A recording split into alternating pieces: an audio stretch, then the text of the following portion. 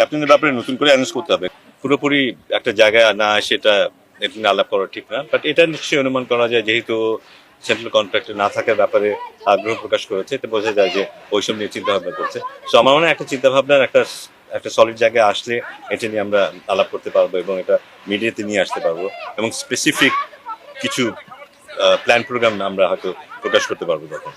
এটা কি এমনটা হতে পারে যে মানে আরো 6 মাস বা 1 বছর নাকি আরেকটা সিরিজ সামনে আসলেই তখন আসলে ঘরের মাঠ থেকেই আসলে বিদায় দেওয়ার প্রক্রিয়াটা চিন্তা ভাবনা এটা করছে? এখনই একদম স্পেসিফিক বলতে পারছি না আমি, বাট আমরা জানি আমাদের লক্ষ্য হচ্ছে আগামী 2027 যে বিশ্বকাপ হবে সেই দিকেই এখন থেকেই নজর রাখা। তো সেটার উপর ভিত্তি করে আমরা আমাদের চিন্তা ভাবনা করে এগোচ্ছি এবং সেটার সাথে মানানসই একটা কোনো কিছু পরিকল্পনার মধ্যে দিয়ে হয়তো ওকে আমরা বিদায় দেবো।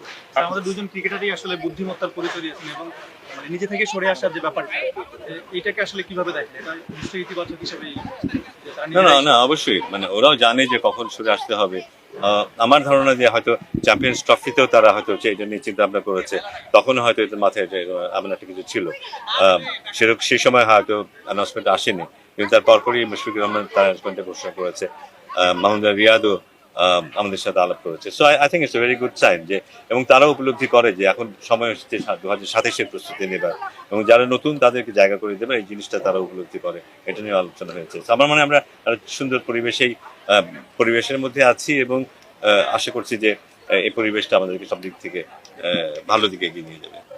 স্পন্সরের ব্যাপারটা বোধহয় স্পন্সর সামনে যেসব প্রোগ্রামগুলো আছে মেয়েদের, সেগুলো স্পন্সরের চলছে। আশা করছি আমরা পেয়ে যাব। আমাদের একটা টুর্নামেন্টে আমরা ভালো একটা স্পন্সর পেয়েছিলাম এবং বাট পরবর্তীতে বিশেষ করে প্রিমিয়ার লিগের জন্য আমরা স্পন্সর বোধহয় পাইনি।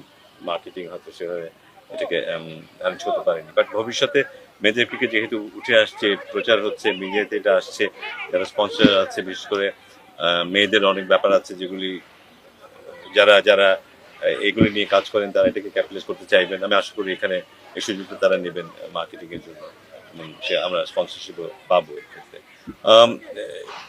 এটা তো একটা চলমান প্রক্রিয়া, এই লিগ হওয়া বা ঘরোয়া টুর্নামেন্ট একটা চলমান প্রক্রিয়া। আমরা চেষ্টা করছি যেগুলো যেন ভালো এনভায়রনমেন্টে ভালো কন্ডিশনে হয়, প্লেয়াররা যেন চ্যালেঞ্জের মুখোমুখি হয়, নিজের খেলার মধ্যে দিয়ে চ্যালেঞ্জের মুখোমুখি হয়।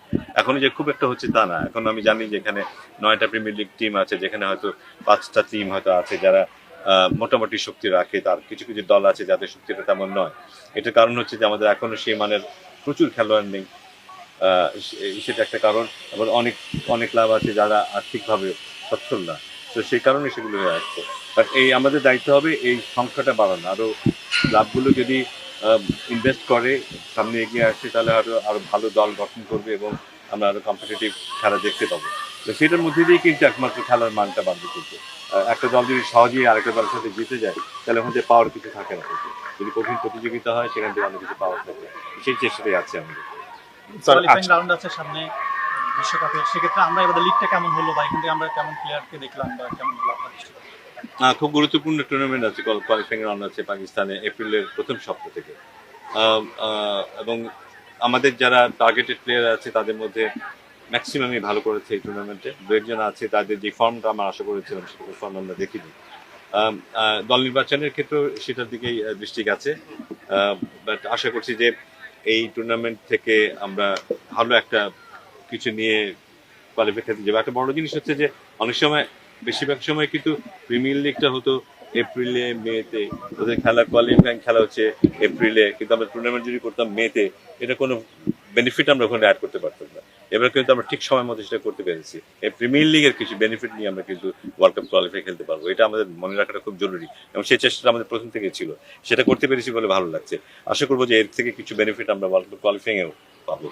স্যার, এবার আমরা শুনেছিলাম আসলে যে চ্যাম্পিয়ন্স ট্রফিতে ব্যর্থতার কারণ তখনই আসলে কোচ সালাউদ্দিনকে বলতে শুনেছি বা দু একজন প্লেয়ারও বলেছেন যে প্রস্তুতির একটা ঘাটতি ছিল, যেটা কিনা হয়তো বা পরবর্তীতে থাকে না, যেন এই জন্য আপনারা হয়তো আগে ভাগে 2027 প্ল্যানটা করছেন। ঠিক কি প্ল্যান বা একটা টার্গেট ঠিক করে দেওয়ার কথা শুনছি আমরা, কি ধরনের প্ল্যানে আসলে আগানো হচ্ছে যদি একটু বলতেন?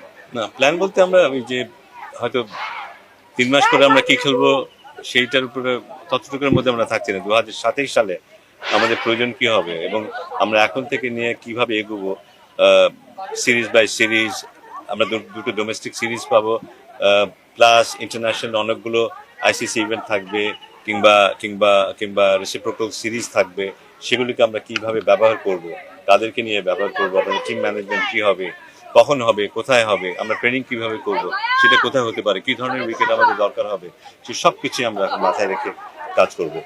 এটা নিয়ে আমরা খুব তাড়াতাড়ি বসবো এবং একটা একটা একটা একটা একটা জেনারেল আন্ডারস্ট্যান্ডিং আসতে চাইবে কোচদের সাথে, সিলেক্টরদের সাথে, ক্যাপ্টেনদের সাথে, সবার সাথে, সব মিলিয়েই একটা একটা দিক নির্দেশনা খুঁজে পাওয়ার চেষ্টা করবো, যেটাকে সামনে রেখে আমরা এগিয়ে যাওয়ার চেষ্টা করবো। মাহমুদুল্লাহ যেহেতু সরে দাঁড়ালেন, সেই জায়গায় শামীম পাটোয়ারি বা পারভেজ হোসেন ইমনদের মতো প্লেয়ারদেরকে কন্ট্রাক্টে নিয়ে আসার সুযোগ আছে। কন্ট্রাক্টে যারা আছে তারাই আছে, কন্ট্রাক্টের বাইরে তারা আছে। স্যার, আগে আমরা দেখেছি যে ফ্র্যাঞ্চাইজি লিগের অনুমতি দেওয়ার ব্যাপারে অনেক টালবাহানা আমরা দেখেছি। এখন আমরা দুই একজন ক্রিকেটারের ব্যাপারে শুনছি যে তারা হয়তো আইপিএল খেলতে চায় বা কিংবা আইপিএল থেকে তাদের ডাক এসেছে।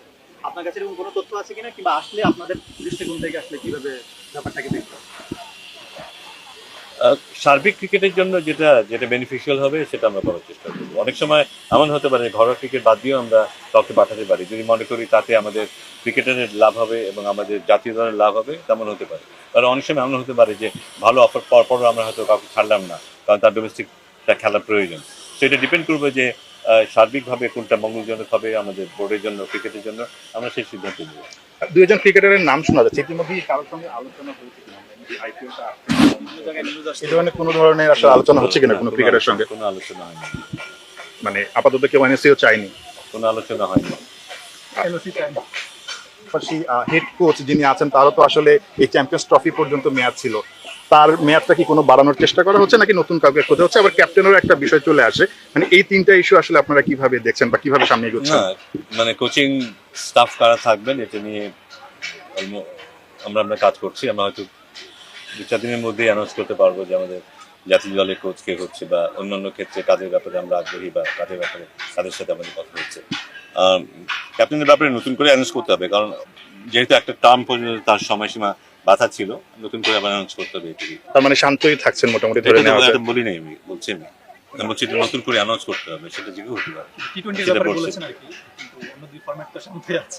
না, এটা তো বোর্ড সিদ্ধান্ত নেবে, তারপর এটা অ্যানাউন্সমেন্ট হবে।